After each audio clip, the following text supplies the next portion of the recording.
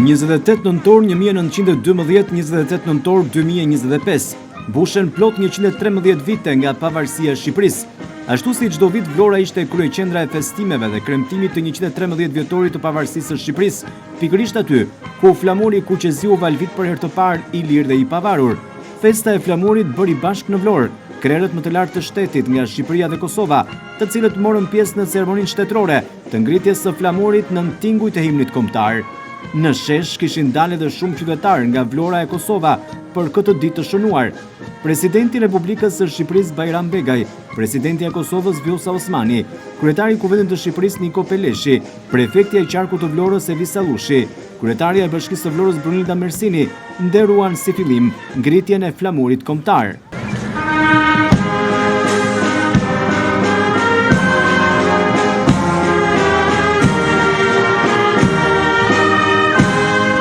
Më pas autoritetet më të larta të shtetit nga Shqipëria dhe Kosova, autoritetet e qeverisë shqiptare, ju drejtuan varrit Ismail Qemalit, ku kryen edhe homazhet e rastit, duke vendosur aty kurora dhe buqeta me lule.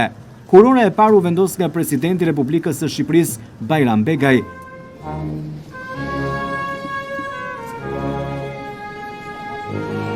Më pas presidenti i Kosovës Vjosa Osmani nderoi Ismail Qemalin.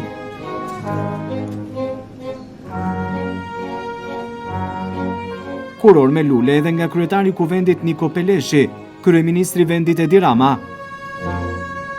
prefekti i qarkut të Vlorës Evi Sallushi, kryetaria e Bashkisë së Vlorës Brunilda Mersini.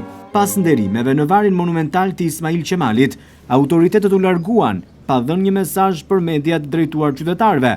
Megjithatë, ata u takuan me qytetarët në sheshjen e flamurit, duke shtrënguar duart dhe duke uruar për festën e pavarësisë në këtë 113 vjetor.